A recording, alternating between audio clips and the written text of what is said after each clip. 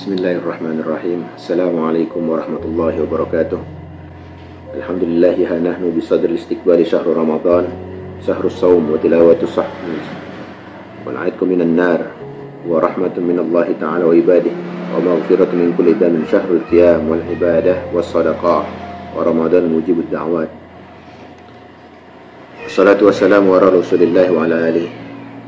Subhanaka la ilma lana illa ma 'allamtana innaka antal alimul hakim wa tub 'alaina innaka antat tawwabur rahim. Rabbi shrah li sadri wa yassir li amri wahlul 'uqdatam min lisani yafqahu qawli.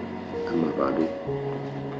Alhamdulillah, masih kita berada di bulan yang mulia, di bulan yang agung, bulan yang penuh dengan maghfirah, bulan yang penuh dengan ampunan, bulan yang dimana Al-Quranul Karim, mukjizat yang paling agung, diturunkan. Bulan yang setiap saat, detik-detik dan masa-masanya menjadi ibadah. Bersyukur kita masih diberikan umur, kesempatan di mana kita dapat mendengar, menghadiri ta'lim, mendengar dan melihat. Ini bagian dari rezeki daripada Allah Subhanahu wa Ta'ala yang harus disyukuri. Para hadirin yang dimuliakan oleh Allah, sungguh karena memang bulan ini adalah bulan Al-Quran, bulan di mana Al-Quran diturunkan, menjadi bagian penting untuk kita sentuh, untuk kita raih kesempatan yang sangat agung dan mulia. Karena apa? Karena di dalam sabda Rasulullah sallallahu alaihi wasallam, man qara'a harfan min kitabillahi falahu bihi hasanatun wal hasanatu bi 'ashrati amsalha la aqulu alif lam mim harf walakin alifun harfun wa lamun harfun wa mimun harfun, atau kama qala Rasulullah sallallahu alaihi wasallam. Barang siapa membaca satu huruf dari kitabullah, dari Al-Quran, maka baginya satu pahala kebaikan, dan satu pahala kebaikan akan dilipat gandakan menjadi 10 kali lipat. Aku tidak mengatakan alif lam mim itu satu harf, kata Rasulullah SAW. Akan tetapi alif satu huruf, lam satu huruf, dan mim satu huruf. Hadis yang diriwayatkan oleh Tirmizi. Jadi salah satu bagian yang harus kita buru di bulan yang sangat mulia ini, itu hadis terdapat di bulan-bulan biasa, bukan di bulan Ramadan. Terlebih kalau itu terjadi atau terdapat di bulan Ramadan, maka kelipatan yang sangat luar biasa, panen pahala yang sedemikian rupa untuk kita sebagai umat Rasulullah sallallahu alaihi wasallam. Dan juga di mana Rasulullah juga bersabda, al-mahiru bil Quran ma'as safaratil kiramil bararah walladhi yaqra'ul Quran wa yata'ta'u fihi wa huwa alaihi syakun lahu ajran. Ya, orang yang mahir membaca Al-Quran akan dikumpulkan bersama para utusan yang mulia dan para utusan yang agung. Dan orang-orang yang membaca Al-Quran dengan tersendat-sendat dan ia merasa kesulitan dalam membacanya akan memperoleh 2 pahala. Jadi pahala dengan susahnya dan pahala bersama para orang-orang soleh kelak di yaumil akhirah. Jadi tidak ada alasan bagi kita, bagi kaum muslimin untuk tidak menyentuh kitab mulia Al-Quranul Karim di bulan suci ini. Tidak ada alasan.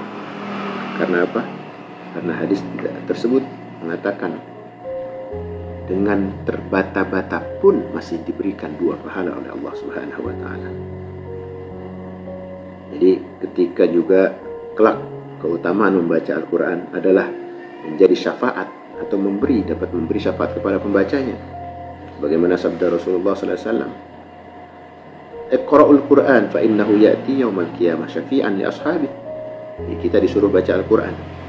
Karena apa? Karena kelak di yaumul akhirah dia akan dapat menjadi syafaat kepada para pembacanya. Itu hadis dari Rawi Muslim. Karenanya kita disuruh membaca Al-Quran banyak-banyak.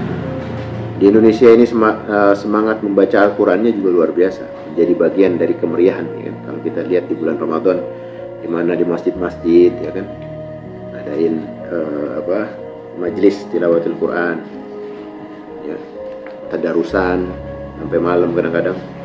Ada yang suaranya sampai speakernya sampai kedengeran jauh, ya ada juga yang emang di dalam masjid aja. Tapi itu terjadi yang paling meriah ya di bulan-bulan suci Ramadan ini. Memang di kampung-kampung ini terjadi kemeriahan dalam menghidupkan membaca Al-Quran. Maka bagi kita yang memang diberikan kesempatan, diberikan masih penglihatan, tenaga untuk menyentuh, ya, masih dikasih kesanggupan lah untuk ngelihat kitabullah, ya kita terus harusnya sadar diri, masih dikasih nikmat kok, males-malesan baca, buka apa. Jangan sampai. Kan bulan ini dimanapun berada, misalnya kalau lagi kerjaan lagi banyak, misal buka aja sekali dua kali, nggak juga menghalangi kok. Ya kalau aja nggak ada wudhu bisa yang pakai terjemahan, ya jangan sampai dan jadi alasan, nggak ada wudhu Ustaz, nggak ada ini kesempatan, nggak ada waktu, nggak ada. Sekarang kalau kita ngelihat di handphone udah gampang diinstal, ya kan? kesempatan yang luar biasa, ya. Bukan cuma kita dalam ibadah di bulan suci ini puasanya aja, bukan itu aja yang dikejar, harus banyak yang kita jadikan acuan untuk menjadi hamba Allah yang muttaqin di bulan suci Ramadan, ya. Karena kalau kita ingin mendapatkan keutamaan ibadah yang luar biasa, untuk mendapatkan Lailatul Qadar misalnya, itu kita harus betul-betul dapat melatih diri kita, betul-betul praktek membuka kesempatan itu. Dan kesempatan itu hilang, ngambang, sampai akhirnya cuma kemakan sama waktu, ya. Puasa kita kemakan cuma sama tidur, sama nyari ngabuburit, sama urusan-urusan yang kayak hari-hari biasa aja. Ya, jangan, harus lebih spesial lagi. Karena apa? Nah, dalam hadis Rasulullah SAW mengisyaratkan keutamaan untuk kita mendirikan bulan suci Ramadan ini dengan usaha yang maksimal. Dalam hadis Rasul mengatakan, "Man qama Ramadhana imanan wa ihtisaban, ghufira lahu ma taqaddama min dhanbi." Ya, barang siapa mendirikan ibadah pada bulan Ramadan karena iman dan mengharap pahala, maka diampuni dosa-dosanya yang telah lalu. Ini salah satunya man qoma, ya, bukan man sholla, ya, bukan juga man sodako, bukan. Man qoma ini sifatnya masih umum.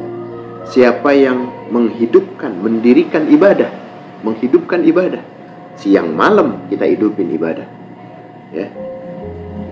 Maka kita akan mendapatkan predikat apa? Ghufira lahu ma taqaddama min dhanbi.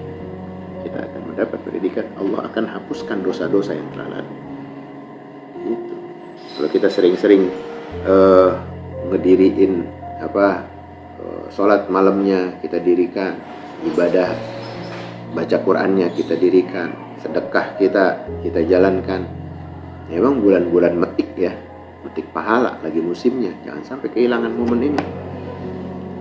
Yang biasanya baca Quran ya, Senin Kemis misalnya, atau hari Jumat doang kalau kumpul yasinan, ya kan. Dari kalau kita ngelihat orang-orang yang udah saking sibuknya, adanya megang Quran pas lagi malam Jumatan doang, ya kan, sayang. Padahal di momen-momen yang banyak kita datang ke majelis-majelis, itu isinya setiap saat juga mentilawahkan Quran, apalagi di bulan suci Ramadan. Makanya kita jangan sampai kehilangan momen-momen di mana keutamaan membaca Al-Quran, ya, bertahajud. Bukan juga kita nggak menghargai itu orang-orang yang lagi kerja, enggak. Tapi jangan kehilangan kesempatan. Semuanya sih ibadah, kerja juga ibadah, nyari nafkah juga ibadah, jualan ibadah, semua itu ibadah. Jadi kita jangan kehilangan momen yang kita bilangkan tadi di awal. Kehilangan momen kitab suci diturunkan, tapi di bulan itulah nggak kesentuh di mana bulan diturunkan di Al-Quran. Ya, jangan sampai nggak kesentuh. minimal yang kita pernah bahas sebelumnya adalah dengan niat, ya, niat kesanggupan kita dengan kemampuan yang masuk akal, ya, maka akan ditulis oleh Allah sempurna dari amalan tersebut. Ini kita disuruh juga bangun sholat malam, walaupun kita udah sholat tarawih nih, bangun gitu. Kita minta wabil ashari hum yastaghfirun, Allah akan datang di sepertiga malam cari siapa yang mohon ampunan kepadanya, maka Allah akan ampuni. Jadi, momen-momen ini kan bukan kita cuma disuruh makan doang, mau makan sahur buat besok biar kuatan dikit, enggak. Momen berkahnya sahur itu juga salah satunya untuk apa? Untuk kita beristighfar kepada Allah. Dalam satu waktu kita juga mempersiapkan asupan kita untuk sehat dan bertenaga di siang hari. Ini luar biasa, Allah kasih bulan yang sangat-sangat agung ini. Jangan sampai kita kehilangan momen, jangan sampai kita menyesal. Kita belum tentu bulan-bulan atau tahun-tahun berikutnya kita dikasih kesempatan hal yang sama. Kita berapa banyak kan dari saudara-saudara kita yang gak ketemu lagi di bulan Ramadan. Yang berapa banyak dari saudara kita yang udah jelas-jelas yang tahun kemarin menikmati, seperti saudara kita di Palestina, di Gaza. Allah ya, semoga Allah jaga. Makanya sedih rasanya. Kita juga nggak tahu apa takdir Allah ketika tahun depan untuk kita. Kita nggak tahu. Atau diri kita sendiri sehat-sehat aja kah? Atau keluarga kita aman-aman? Kita nggak tahu. Makanya momen yang sedemikian rupa Allah berikan saat ini kita jaga dan kita tingkatkan nilai-nilai kualitas kita, terutama dalam ibadah, ya. Tanpa mengurangi kewajiban-kewajiban kita. Yang bekerja silakan bekerja, yang mencari nafkah silakan mencari nafkah, yang mengajar, yang berkontribusi dalam bentuk apapun di kampung, ya, di kegiatan-kegiatan majelis, silakan. Semuanya mengandung ibadah. Dari kita tidur, bangun, makan, minum, diam, berzikir, semuanya mengandung ibadah. Bahkan tidur dalam rangka menjauhkan maksiat kepada Allah, ya, dalam rangka menjaga hati, itu pun dinilai ibadah. Ini luar biasa ini. Jangan sampai kita mengabaikannya dan menyesalinya. Bahkan Ramadan bila menjadi saksi besok, takut kita. Saya tidak pernah dimanfaatkan oleh hambamu ini, ya Rabb. Mau ngomong apa kita? Alhamdulillah. Bahkan Al-Quran besok mengatakan saya tidak pernah kesentuh di bulan dimana aku diturunkan, tidak pernah sedikit pun, bahkan cuma diniat aja. Enggak, jangan sampai itu terjadi, ya. Kita harus betul-betul dapat menjadikan diri kita ini kesempatan untuk meraih ridho Allah, untuk meraih keutamaan menjadi bagian dari peningkatan ibadah di bulan suci ini. Mudah-mudahan kita dikabul oleh Allah, mudah-mudahan kita diberikan semangat oleh Allah untuk menjaga qiyamul lailnya, menjaga Al-Qur'annya, menjaga sedekah kita, dan menjaga zikir amal kita yang biasanya kita nggak pernah lakukan. Tetap kita semangat, terutama menuju Ashrul Awakhir. Jangan sampai Ashrul Awakhir makin kendor, makin kita terbuai dengan urusan-urusan lebaran doang, ya. Itu biasa gitu. Iblis ini nggak pernah berhenti, ya, walaupun katanya iblis ini dikunci, tapi dia juga nggak pernah berhenti menggoda manusia. Ada yang sifat syaitanul ins, manusia-manusia yang hadir sebagai pengganggu, ya, sebagai bagian dari setan. Ini nggak bakal berhenti, nggak bakal ridho sama orang-orang yang diutamakan oleh Allah dalam meraih kemenangan. Makanya jangan sampai keganggu. Semakin berat kita berjuang, semakin berat pula, besar pula pahala yang kita raih. Mudah-mudahan kita dapat melaluinya dan kedekatan kita semakin erat kepada Allah di hari-hari akhir, dan menyadari bahwa hari akhir adalah hari yang paling berat untuk diperjuangkan, dan kita jalankan itu dengan kekuatan yang datang dari Allah Subhanahu wa taala. Amin amin ya rabbal alamin. Saya cukup sekian, lebih kurangnya mohon maaf. Wabillahi taufiq wal hidayah. Assalamualaikum warahmatullahi wabarakatuh.